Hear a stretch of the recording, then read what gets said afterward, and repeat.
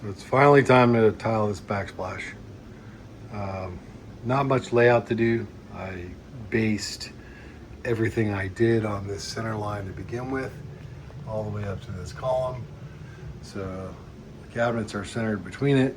So is the sink and the faucet, as you can see. So that's where we're going to start. We went with a running bond pattern, also known as brick joint tile. So center is center. It doesn't matter which way you move it. The cuts are going to be the cuts.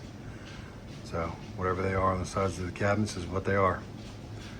And same going into both corners. Obviously I still have to put a piece of drywall over there, but we'll do that here in due time. It's late tonight.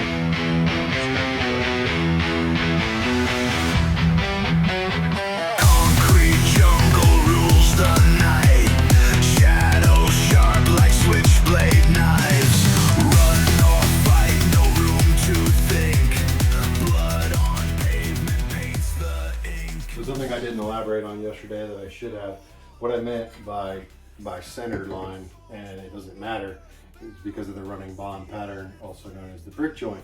So no matter if I started on the center line on grout joint or I started it center line, center of tile, I have both cuts on both sides.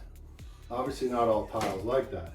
You know, if this was a square tile or a different pattern, you could offset one or the other. But running bond is what it is. You're gonna get what you're gonna get unless you deviate from center. But I personally wouldn't care if there was a tiny cut on these cabinets, so long as I maintained center. If you didn't maintain center of this cabinet, sink, and faucet and wall, it would look awful. And we're gonna get going, finish this up, hopefully get all the shelves in today and gonna rock and roll.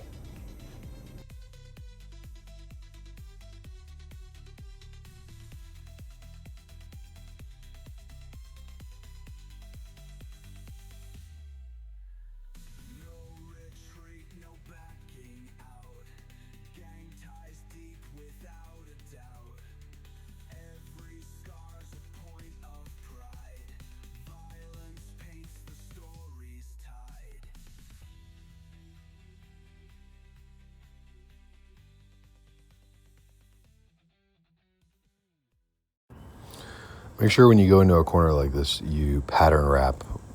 What I mean by that is whatever you cut off one of the tiles is what your cut will be as it wraps the corner. You could, slightly change it, and depending on if you were short on the other wall, but you try to keep it as close as possible so it's not noticeable. Also a good time to bring up, I don't generally use mastic, but on a backsplash, it's probably one of the better materials to use.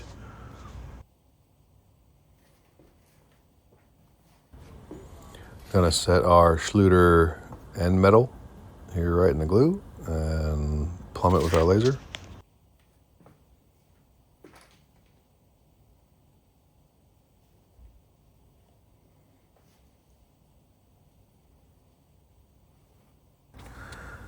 This is an outside mitered corner. So I went ahead and pre-mitered the factory edge on the amount of tile that I needed so that I could now mark them to the end metal and cut them all the same side, because the left side is plumb and the right side is plumb. So in theory it's parallel and it should all be the same. So I'm gonna go get them all cut and rubbed off with the stone and stack them.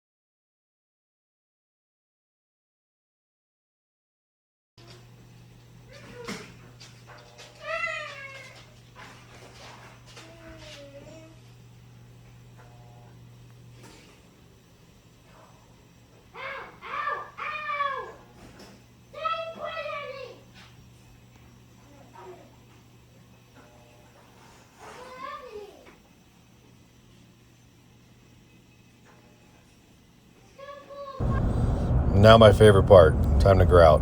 I'm right-handed. If whichever hand you hold the float with is the direction you need to work. I start from the right, I work to my left. Spread it, clean it, and get to wiping it.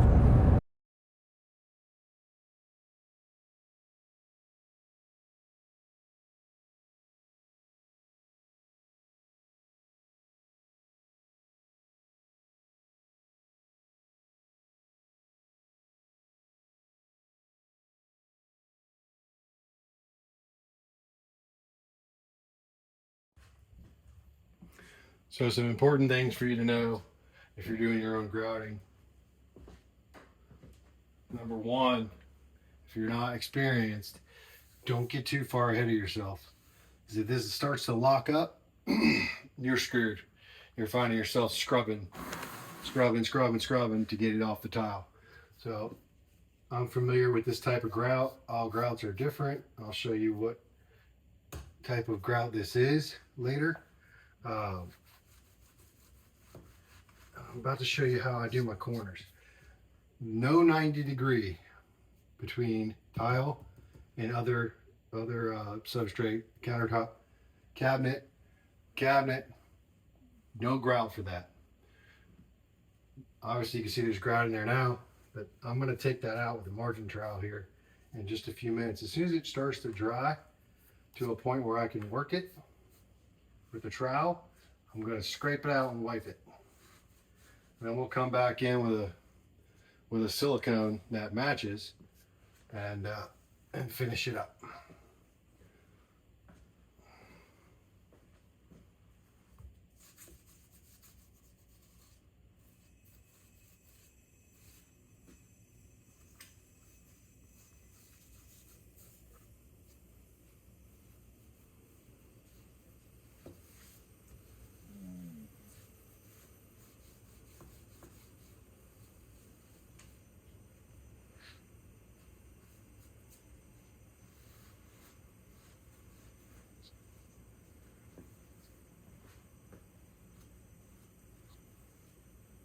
That's probably the best way to remember it, is with the exception of these middle end pieces.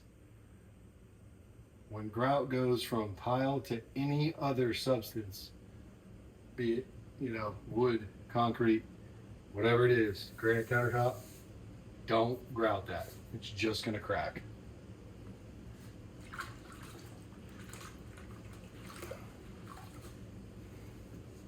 So what I like to do is when I got a clean sponge, I go back to my old field, I wipe it to get some of that haze off.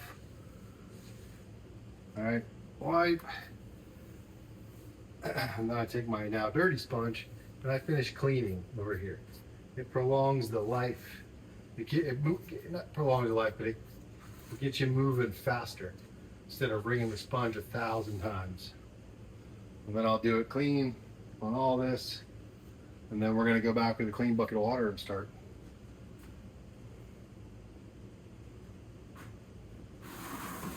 Then we're going to go back with a clean bucket of water and start finish clean.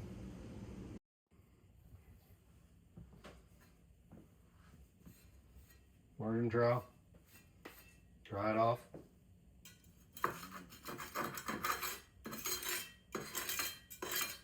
Now this side cuts to that side, so I stay on this side.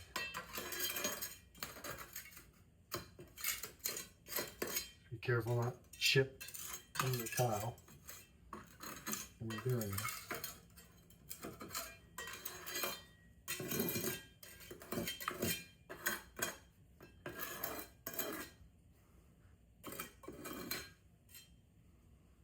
Now I like to just let that sit. We'll wipe it again in a little bit.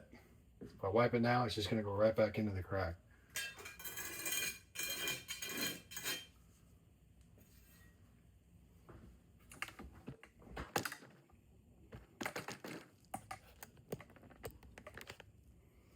We are going to do the same thing up here along the cabinet. And then I think you get the point.